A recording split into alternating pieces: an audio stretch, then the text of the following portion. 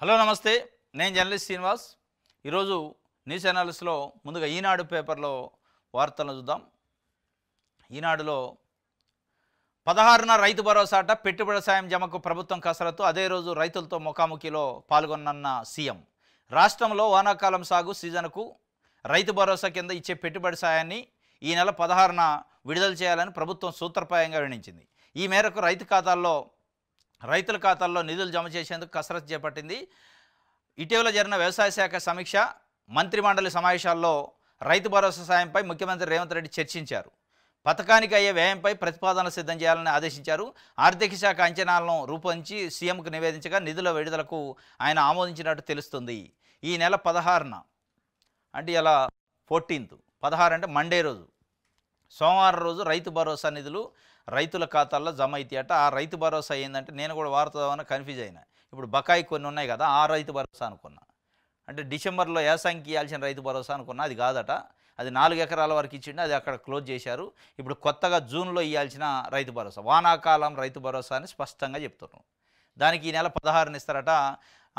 ఈ నెల 16న రైతుల ఖాతాల్లో జమ చేసేందుకు లబ్ధిదారుల జాబితాను వ్యవసాయ శాఖ సిద్ధం చేస్తుంది. 16వ తేదీనే మంత్రులతో సీఎం సమావేశమై వివిధ అంశాలపై చర్చించినట్టు తెలిసింది. అదే రోజు సీఎం వ్యవసాయ విశ్వవిద్యాలయం ఆడిటోరియం నుంచి రైతు నేస్తం కార్యక్రమం కింద వివిధ జిల్లాల రైతులతో ముఖాముఖి మాట్లాడనున్నారు.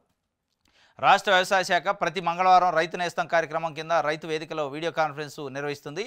ఇందులో అధికారులు, శాస్త్రవేత్తలు రైతులకు సలహాలు, సూచనలు అందిస్తూ సందేహాలను నివృత్తి చేస్తున్నారు. సీఎం పాల్గొనే ముఖాముఖి కార్యక్రమం 16న మధ్యాహ్నం 3 గంటలకు ప్రారంభం కానుంది. రాష్ట్ర వ్యాప్తంగా 1500 రైతు వేదికల్లో ఇది ప్రత్యక్ష ప్రసారం అవుతుంది. దీనిపై ప్రభుత్వ ప్రధాన కార్యదర్శి కె రామకృష్ణారావు శుక్రవారం ఉన్నతస్థాయి సమీక్ష కలెక్టర్లతో టెలికాన్ఫరెన్స్ నిర్వహించారు. ఈ కార్యక్రమాన్ని పండుగ వాతావరణంలో నిర్వహించాలని ఆయన ఆదేశించిండట. సరే, ఇవన్నీ పాత ఖాతాలే కానీ రైతు నేస్తం ప్రతి మంగళవారం ఉంటుంది. దీంట్లో ప్రాధాన్యత ఏంటంటే ఈ నెల 16న సోమవారం రోజు ముఖ్యమంత్రి రేవంత్ రెడ్డి గారు రైతు నేస్తం అనే ఒక కార్యక్రమంతో వ్యవసాయ విశ్వవిద్యాలయంలో ఒక కాన్ఫరెన్స్ పెడతాడు. దాంట్లో ప్రత్యక్షంగా రైతులతో మాట్లాడుతూనే అక్కడనే సమీక్ష చేసి ఈ వానాకాలం రైతు భరోసా జూన్లో నిజంగానే ఈ 16కి గిట్ల రైతు భరోసా ఇస్తే కాంగ్రెస్ పార్టీ ప్రభుత్వం ఇప్పటికున్న రైతుల్లో ఉన్న ఒక అసంతృప్తి ఒక్కసారి పటాపంచలం అయింది నిజంగానే ఇయ్యగలిగితే. ఎందుకంటే 2023 డిసెంబర్ 7 నాడు ప్రమాణ స్వీకారం చేసినప్పటి నుంచి ఈ రోజు వరకు రైతు భరోసా విషయంలో అనేక అనుమానాలు, అపోహలు, అనేక అసంతృప్తులు టైంకి వేయట్లేదని ఉన్నాయి. వీటన్నిటిని పటాపంచలం చేసి నిజంగానే వానాకాలం సీజన్కి మీరు జూన్ 16న ఇస్తే కేసీఆర్ను మర్చిపోయే అవకాశాలు ఉంటాయి. నిజంగానే ఇయ్యగలిగితే 7,000 కోట్లు అవసరం అవుతాయి. 7,000 కోట్లు ఎట్ ఏ టైం ఒకటే రోజులో వేయగలిగితే ఇక అంతకంటే అద్భుతం ఇంకోటి ఉండదు. హ్యాట్సప్ చెప్తారు ముఖ్యమంత్రి రేవంత్ రెడ్డికి. మరి నిజంగానే వేస్తారా? మాటలేనా? ఎందుకంటే మాటలే అనిపిస్తుంది. గతంలో కూడా చాలాసార్లు చూసాం రైతు భరోసా ఇదిగో రేపు, అదిగో మాపు, ఇదిగో ఫస్ట్ వీక్, అదిగో లాస్ట్ వీక్ అని చాలా సార్లు చెప్పిన ఘటనలు ఉన్నాయి.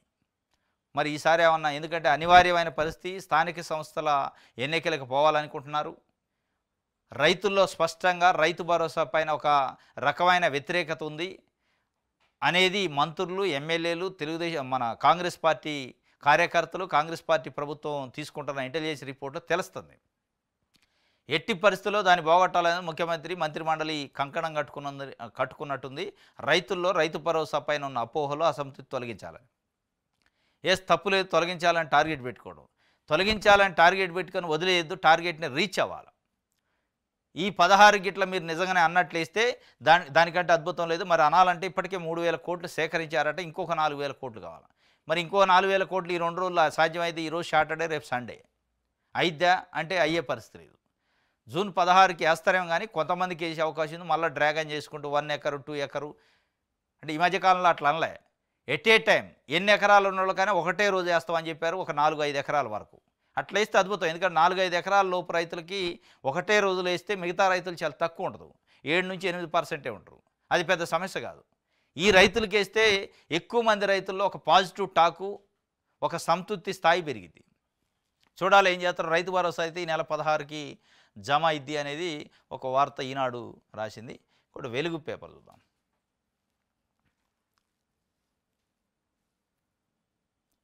రైట్, స్థానిక ఎన్నికలకు సర్కార్ రెడీ అట వచ్చే నెలలోనే ఉంటాయని సీఎం సంకేతాలు. క్లీన్ స్వీప్ లక్ష్యంగా పనిచేయాలని మంత్రులు ఎమ్మెల్యేలు. ఎమ్మెల్సీలకు దిశానిర్దేశం. అభివృద్ధి పనుల్లో వేగం పెంచాలని ఆదేశం. క్లీన్ స్వీప్ లక్ష్యంగా పనిచేయాలట మంత్రులకి ఎమ్మెల్యేలకి ఎమ్మెల్సీలకు దిశానిర్దేశం చేసిండట ముఖ్యమంత్రి. అభ్యర్థుల ఎంపికలో జాగ్రత్తగా ఉండాలని సూచన. సర్పంచ్ ఎంపీటీసీ ఎన్నికల మధ్య 10-15 రోజుల గ్యాప్, ఆ తర్వాత జెడ్పీటీసీ మున్సిపల్ ఎలక్షన్స్. ఇక్కడ తుమ్మల నాగేశ్వరరావు గారే ఈ నెల 25లోగా రైతు భరోసా అనడం.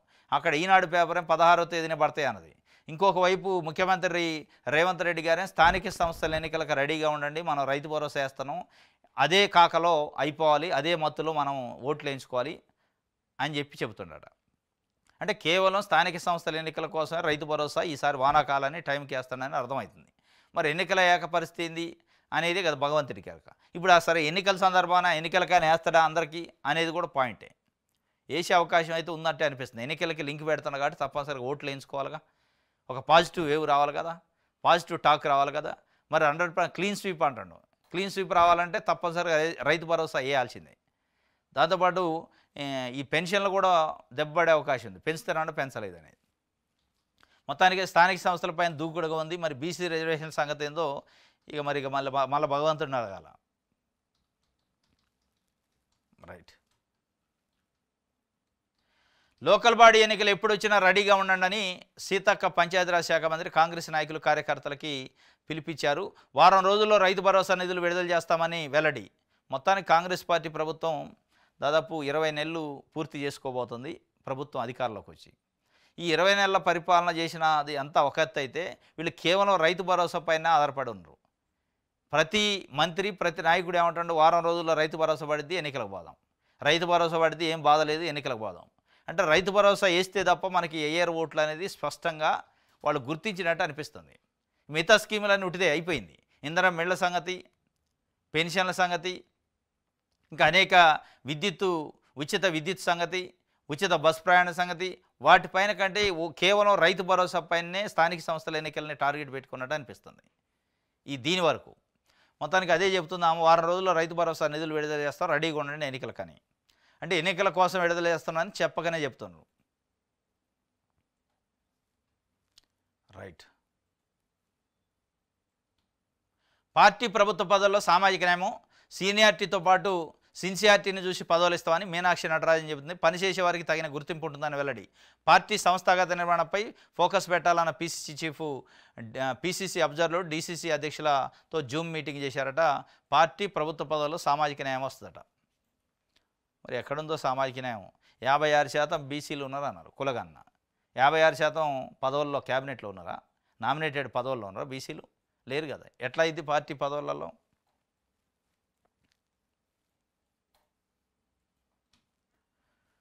రైట్. నమస్తే. కేటీఆర్కి మరోసారి ఏసీబీ నోటీసులు జారీ. లై డిటెక్టర్ టెస్ట్కు సీఎం సిద్ధమా? మీకు నోటీస్ జారీ చేస్తే సీఎం ఎందుకు లై డిటెక్టర్ మీరు చేసుకోవాలా? కేటీఆర్ గమ్మత్తుగా మాట్లాడుతున్నాడు. కేటీఆర్కి మళ్ళొకసారి ఫార్ములా ఈ రేసింగ్ కేసులో నోటీస్ ఇచ్చారు. నోటీస్ ఇస్తే మీరు దాంట్లో నిందితుడిగా ఉన్నారు, మీరు అనుమానితుడిగా ఉండవు, మిమ్మల్ని ఇన్వెస్టిగేషన్ చేస్తే విచారణ చేస్తాయి.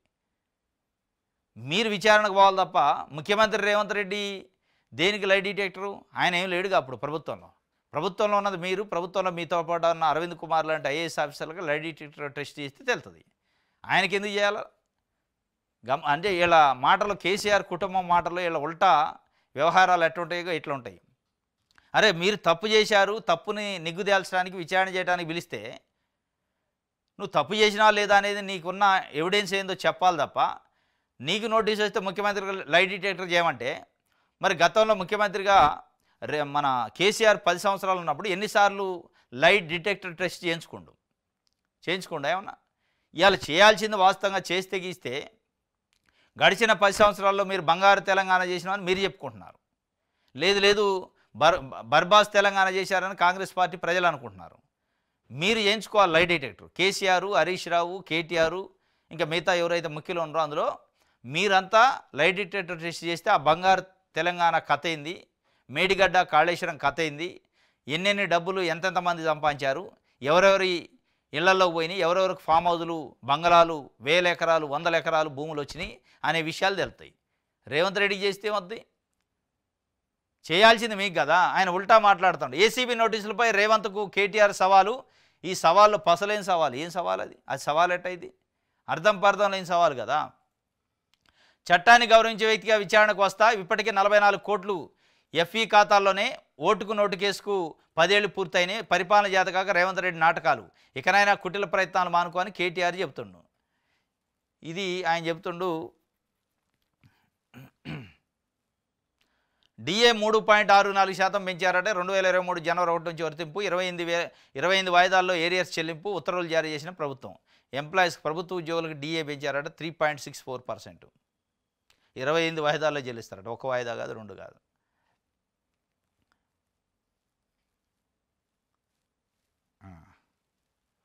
ఇది సాక్షి చూద్దాం. రైట్. ఎడాపెడా అక్రమ అరెస్టులపై చెంపదెబ్బ. చంద్రబాబు సర్కారుకు గట్టి షాక్ ఇచ్చిన సుప్రీంకోర్టు. వాక్ స్వాతంత్రం హక్కును హరిస్తున్న ప్రభుత్వానికి సర్వోన్నత న్యాయస్థానంలో ఎదురుదెబ్బ. ఇది వాస్తవంగా ఆంధ్రప్రదేశ్లో పెడుతున్న కక్ష సాధింపు కేసులకి Kommineni Srinivasa Rao senior journalist arrest పైన సుప్రీంకోర్టు కీలకమైన వ్యాఖ్యలు చేసింది. On bench. ఎందుకంటే హోస్ట్గా వ్యవహరించిండు సాక్షి టీవీలో డిబేట్కి. దాంట్లో సీనియర్ జర్నలిస్ట్ కృష్ణంరాజు అనుచిత వ్యాఖ్యలు చేసిండు అమరావతి పైన. అమరావతి వేశ్యల రాజధానిని. అది ముమ్మాటికి 100కు 500% తప్పే. దాంట్లో ఆయన్ని జైలుకి పంపాల్సిందే, శిక్షించాల్సిందే, డౌట్ లేదు. దాంట్లో ఎక్కడ డిఫర్ కావట్లేదు. కానీ హోస్ట్గా వ్యవహరించిన వ్యక్తిని, జర్నలిస్ట్ని కూడా అరెస్ట్ చేయడం ఏంటి అనేది ప్రధానంగా సుప్రీంకోర్టు కూడా తప్పుపట్టింది. దీనిపైన మనం కూడా గతంలో, ఎందుకంటే హోస్ట్గా వ్యవహరించిన వాడికి గెస్ట్గా వచ్చిన వ్యక్తి ఏది పడితే అది అంటే ఏం మాట్లాడతారని ముందే తెలియదు కదా. ఆయన ఫ్లోలో మాట్లాడడానికి ఏమన్నా ఎట్లా బాధ్యత చేస్తారు? మాట్లాడిన వ్యక్తిని చేయాలి. చేస్తే మాట్లాడిన వ్యక్తిని చేయాలి తప్ప ఆ ఛానల్లో హోస్ట్గా చేస్తున్న జర్నలిస్ట్ను చేస్తే అది ఎంతవరకు కరెక్ట్ అనేది సుప్రీంకోర్టు చెంపదెబ్బ కొట్టింది. పదే తెలుగుదేశం పార్టీ కార్యకర్తలు, నాయకులు, తెలుగుదేశం పార్టీ సోషల్ మీడియా నాయకులు, ఈవెన్ చంద్రబాబు నాయుడు గారితో సహా జగన్మోహన్ రెడ్డి సారీ చెప్పాలి, లేకపోతే భారతిరెడ్డి క్షమాపణ చెప్పాలి, సాక్షి ఛానల్ రద్దు చేయాలి, టీవీ ఛానల్ని, పేపర్ని, లేదా సాక్షి ఛానళ్ళు, టీవీ ఛానళ్ళ పైన, పేపరు ఆఫీసుల పైన దాడులు, నిప్పు పెట్టాలు చేశారు. ఇదంతా తప్పు అనేది సుప్రీంకోర్టు స్పష్టంగా చెప్పింది. ఛానల్లో హోస్ట్గా ఉన్న జర్నలిస్ట్కి ఏం సంబంధం, మాట్లాడిన వ్యక్తికి సంబంధం తప్ప అని చెప్పి స్పష్టంగా చెప్పింది. ఇది ఒక ఛానల్, సాక్షి కాదు, ఏ ఛానల్ అయినా, ఏ టీవీ ఛానల్ అయినా, ఏ పత్రిక అయినా. రాసినోడిదో మాట్లాడిన హోస్టుదో తప్పు కాదా, ఆ వ్యాఖ్యలు చేసిన వ్యక్తి తప్పు అనేది స్పష్టంగా కోర్టు చెంపదెబ్బ కొట్టిందంటే ఆంధ్రప్రదేశ్ పోలీసులకి, ఆంధ్రప్రదేశ్ ప్రభుత్వానికి. ఇది సాక్షి పేపర్ ఈ వార్త రాసింది. ఆంధ్రప్రదేశ్ వార్త ఇందులో రాసింది. ఆంధ్రజ్యోతి. ఇష్టారీతన ఫీజుల పెంప. ఇంజనీరింగ్ కాలేజీలో ఇప్పటికే ఫీజులు చాలా ఎక్కువగా ఉన్నాయి. ప్రతిభ కలిగిన పేద విద్యార్థులు ఫీజు చెల్లించలేని స్థితిలో ఉన్నారు. విద్యార్థులపై భారం పడకుండా చూడండి అధికారులతో సీఎం చెప్తుండు. అధికారులతో చెబితే ఏమైంది, మీరు డెసిషన్ తీసుకోవాలి. కానీ ప్రతి సంవత్సరం ఇంజనీరింగ్ కాలేజ్ స్టార్ట్ అయ్యేటప్పుడు, స్కూళ్ళు స్టార్ట్ అయ్యేటప్పుడు ప్రభుత్వ అధికారులు, ప్రభుత్వం మంత్రులు సమీక్ష చేస్తారు. ఇష్టారీతన ఫీజులు పెంచకుండా చూడండి అంటారు. వాళ్ళు పెంచుతూనే ఉంటారు. మీరు ఇవాళ ఇక్కడ కూర్చున్నారు, ఇలా ఇంజనీరింగ్ కాలేజీల పైన కూర్చున్నారు అనుకోండి, ఆల్రెడీ ఇంజనీరింగ్ సీట్లు అమ్మేసుకున్నారు. మీరు ఇవాళ ఇచ్చి ఇష్టారీతన ఫీజులు అంటున్నారు. మేనేజ్మెంట్ కోటా సీట్లు చాలా కాలేజీలో అమ్ముకున్నారు, ఆల్రెడీ అమ్మటం కూడా అయిపోయింది. మీరు వాళ్ళు అమ్ముడు అయిపోయాక ఇప్పుడు వచ్చి మాట్లాడుతున్నారు ఫీజుల గురించి. అంటే ఇది పెద్ద జోకు లెక్క ఉంది. ఇవాళ స్కూళ్ళ పరిస్థితి కూడా అదే. స్కూళ్ళల్లో ఫీజులు ఎక్కువగా వసూలు చేస్తే కఠిన చర్యలని ఒక స్టేట్మెంట్ ఇస్తారు. స్కూళ్ళల్లో ఫీజులు ఎప్పుడో డిసెంబర్లోనే వసూలు చేశారు. ఈ సంవత్సరం ఫీజు నారాయణ, శ్రీ చైతన్య లాంటి విద్యా సంస్థలు ఫిబ్రవరి, జనవరిలోనే, మార్చిలోనే వచ్చే సంవత్సరానికి సంబంధించిన ఫీజును కూడా, అంటే ఈ అకాడమిక్ ఇయర్ ఫీజును కూడా తీసుకొని అడ్మిషన్లు కన్ఫర్మ్ చేసుకొని ఫీజు నిర్ధారణ చేశారు. మీరంతా నిద్రలేసి జూన్లో వచ్చి ఫీజులు పెంచొద్దు అంటున్నారు. వాళ్ళు పుస్తకాలు అమ్మారు, యూనిఫామ్లు అమ్మారు, షూస్ అమ్మారు, ఫీజులు తీసుకున్నారు. అన్నీ అయిపోయాయి. ఇక ఎట్లుంటుంది మనోళ్ళు గమ్మత్తు. మా వర్కింగ్ ప్రెసిడెంట్కే నోటీసులు ఇస్తారా? సర్కారు కక్ష సాధింపుని ఖండిస్తున్నా, మీ వైఫల్యాన్ని ఎండగడతామని కవిత చెబుతుంది. ఎవరు మీ వర్కింగ్ ప్రెసిడెంట్? కేటీఆరా లేకపోతే కేసీఆర్ చుట్టూ ఉన్న దెయ్యాలా? కేసీఆర్ చుట్టూ దెయ్యాలు ఉన్నాయని మీరు మీ ప్రెసిడెంట్కి లెటర్ రాశారు. మీరు మీ పార్టీలో ఉండే మీ ప్రెసిడెంట్కే లెటర్ రాసి ప్రెసిడెంట్ చుట్టూ దెయ్యాలు ఉన్నాయని, అంటే అధ్యక్షుడు కేసీఆర్ చుట్టూ. అసలు కేసీఆర్ బీఆర్ఎస్ పార్టీ బీజేపీతో పొత్తు పెట్టుకోవడానికి ప్రయత్నం చేస్తే నేను ఆపినా అని చెప్పి, బీజేపీలో మెర్జ్ చేయాలంటే నేను ఆపినా అని చెప్పారు కదా. మీరు ఉత్తరాలు రాస్తే ఏం లేదు, కానీ ప్రభుత్వం నోటీస్ ఇస్తే తప్పు వచ్చేది. మీ వర్కింగ్ ప్రెసిడెంట్ గురించే కదా ఇండైరెక్ట్గా మీరు అన్నారు, నా పైన కుట్రలు జరుగుతున్నాయి, కేసీఆర్ చుట్టూ దెయ్యాలు ఉన్నాయి, మరి ఆ దెయ్యాలకు నోటీస్ ఇస్తే మీరెందుకు ఉలికి పడతారు? మీ వర్కింగ్ ప్రెసిడెంట్ ఎప్పుడైంది ఆయన? అసలు మీరు కేసీఆర్ తప్ప నాకు నాయకుడు ఎవరు లేరంటారు కదా, మళ్ళీ ఈయన ఎప్పుడైంది వర్కింగ్ ప్రెసిడెంట్? మీరు ఆయన గుర్తించలేదు కదా. నాకు కేసీఆర్ ఒక్కడే నాయకుడు, ఆయన కింద పనిచేద్ద తప్ప ఎవరి కింద పని చేయనట్టివి. మరి ఆయన వర్కింగ్ ప్రెసిడెంట్ అని ఇవ్వాలంటండి. అంటే మీరు అవకాశవాదంగా, అంటే కేసీఆర్ కుటుంబము బీఆర్ఎస్ పార్టీ వ్యవహార శైలి అంత అప్రజాస్వామికంగా ఉందనేది అర్థమవుతుంది.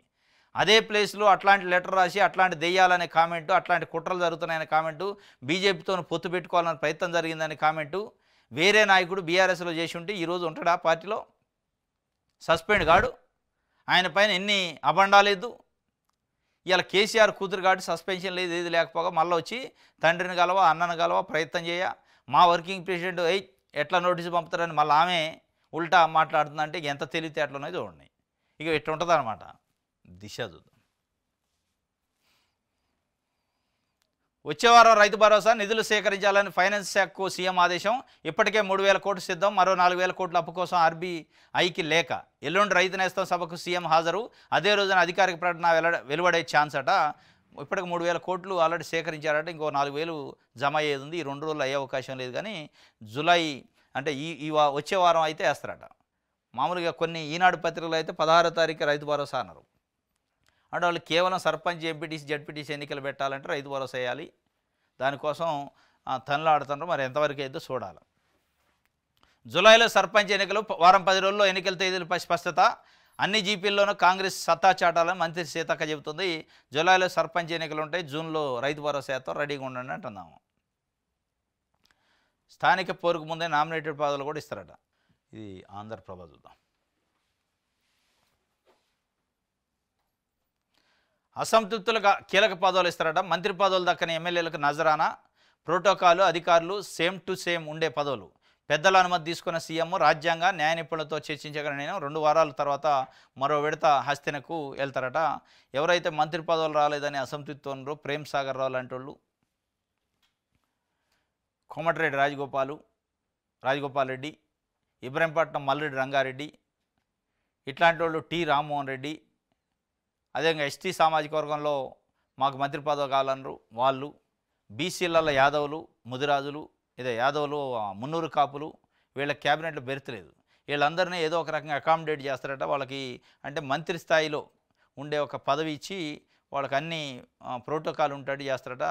అంటే వాళ్ళ సలార్స్తానికి కానీ జనం కోసం కాదు ఆ పదవులు, ప్రజలకు సేవ చేయడానికి పదవులు కాదు, పలుకుబడి కోసం పరపతి కోసం పదవులు తప్ప అని క్లియర్గా అర్థమవుతుంది కదా. సహాయ మంత్రుల హోదాతో ఛాన్స్ అట. వీళ్ళకి కనీసం అసలు ఆలోచన చేస్తారా లేదా అర్థం కావట్లేదు కాంగ్రెస్ పార్టీ వాళ్ళు. ఈ కథ గతంలో ముఖ్యమంత్రిగా కేసీఆర్ ఉన్నప్పుడు చేసిండు. ఏది సెక్రటరీలని ఏదో మినిస్ట్రియల్ సెక్రటరీలని ఏదో పెట్టిండు. పెడితే కోర్టు పోయి కొట్టేపించారు ఇదే కాంగ్రెస్ పార్టీ నాయకులు. మరి మళ్ళీ మీరు ఇవాళ సహాయ మంత్రి హోదాట మంత్రులుగా బాధ్యతలు చేపట్టాలని ప్రయత్నించిన మంగపడ్డ 3 లేదా 4 ఎమ్మెల్యేలకు గతంలో లాగా సహాయ మంత్రుల హోదాలు కల్పించి కీలక పదవులను ఇవ్వాలన్న ఆలోచన సీఎం రేవంత్ మదిలో ఉన్నట్టు సమాచారం. ప్రోటోకాలు, జీతభత్యాలు, సమీక్ష సమావేశాలు, ప్రారంభోత్సవాలు ఇలా అన్నింటిలోనూ మంత్రులు ఉండే అధికారాలు కల్పించే ప్రతిపాదనలు పరిశీలనలో ఉన్నాయట. సచివాలయ కార్యాలయాల ఏర్పాటు, అధికారులతో సమీక్ష సమావేశాలు నిర్వహించి ప్రభుత్వానికి నివేదికలు ఇచ్చేలా కూడా అధికారులను కట్టబెడతారట. ఇది మరి ఎవరెవరికి ఇస్తారు ఏం కథ? జిహెచ్ఎంసీలో ఒకళ్ళు లేడు, ఆదిలాబాద్లో ఒకళ్ళు, నిజామాబాద్లో ఒకళ్ళు లేడు, రంగారెడ్డి జిల్లాలో ఒక్క మంత్రి లేడు. ఇవాళ మరి ఈ జిల్లాలకు సంబంధించి ఇస్తారా లేదా యాదవ్ కమ్యూనిటీ ఇట్లా కొంతమంది లేరు వాళ్ళకి ఇస్తారా అంటే ఇక కొన్ని పేర్లు ఇచ్చారు. మంత్రుల సంఖ్య 15 ఇచ్చారుగా. వీరిలో రెడ్డి సామాజిక వర్గం నుంచి 3, బీసీల నుంచి 3, ఎస్సీల నుంచి 4, ఎస్టీల నుంచి ఎస్టీ, బ్రాహ్మణ్, కమ్మ, వెలమల నుంచి ఒక్కొక్కరు ఉన్నారు. మంత్రి పదవుల కోసం ఆదిలాబాద్ జిల్లా మంచిర్యాల ఎమ్మెల్యే కొక్కిరాల ప్రేమసాగరరావు, మాజీ మంత్రి Bodhan MLA Sudarshan Reddy, Vemulawada MLA Aadi Srinivas, Munugode MLA Komatireddy Rajagopal Reddy, Ibrahimpatnam MLA Malreddy Rangareddy, Pargi MLA Rammohan Reddy తదితరులు తనదైన శైలిలో ప్రయత్నాలు సాగించారు. మంత్రివర్గంలో రెడ్డి సామాజిక వర్గం నుంచి సీఎం రేవంత్తో కలిసి ఇప్పటికే 4 ఉన్నందున ఈ సామాజిక వర్గం వారికి మరిన్ని మంత్రి పదవులు ఇచ్చేందుకు పార్టీ హైకమాండ్ ససేమేరా అన్నట్టు సమాచారం. బీసీ కులగణన నిర్వహించడం, ఈ వర్గాలకు విద్య, ఉద్యోగ, రాజకీయ వర్గాల 40% రిజర్వేషన్లు అమలు చేయాలని భావించిన నేపథ్యంలో నేపథ్యంతో పాటు బీసీ సామాజిక వర్గంలో అత్యంత బలమైన ముదిరాజులను మంత్రివర్గంలో తీసుకుంటామని లోక్సభ ఎన్నికల సందర్భంగా మహబూబ్నగర్లో నిర్వహించిన ఎన్నికల ప్రచార సభలో మాట్లాడిన సీఎం రేవంత్ ఈ మేరకు హామీ ఇచ్చారు. ఇచ్చిన హామీలో భాగంగా మక్తల ఎమ్మెల్యే వాకటి శ్రీహరికి పట్టం కట్టారు. ఎస్సీ వర్గీకరణ నేపథ్యంలో మాదిగ సామాజిక వర్గానికి చెందిన ఉమ్మడి కరీంనగర్ జిల్లా ధర్మపురి ఎమ్మెల్యే అడ్లూరి లక్ష్మణ్ కుమార్కు మంత్రి పదవి వరించగా బీజేపీని విడి తిరిగి కాంగ్రెస్ గూటికి వచ్చిన సమయంలో ఇచ్చిన హామీ మేరకు ఉమ్మడి ఆదిలాబాద్ జిల్లా చెన్నూరు ఎమ్మెల్యే వివేక్ ఇచ్చారు. ఇవన్నీ ఈక్వేషన్ సరిపోలేదు కాబట్టి ఇప్పుడు ఆ పైన చెప్పిన ప్రేమసాగర్ రావు, రాజగోపాల్ రెడ్డి, ఇబ్రహీంపట్నం మల్లెడ్డి రంగారెడ్డి, టి రామ్మోహన్ రెడ్డి, ఆది శ్రీనివాసు, ఇక వీళ్ళతో పాటు యాదవ కుర్మా సామాజిక వర్గం పేర్లు ఇలే వీళ్ళకి కూడా ఇవ్వాలనే డిమాండ్ ఉంది.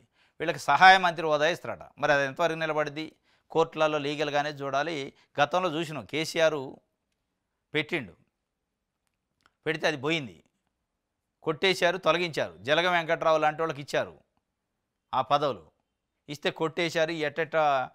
ఎందుకంటే లాభాపేక్ష ఉన్న పదవులు ఎక్కువ ఇవ్వడానికి లేదనే దానిపైన కొట్టేశారు. కోర్టు కొట్టయితే తొలగించారు. మళ్ళీ వీళ్ళు పెట్టాలని చూస్తారట. ఇది ఒక వార్త ఆంధ్రప్రభకు సంబంధించి. మన తెలంగాణ చూద్దాం.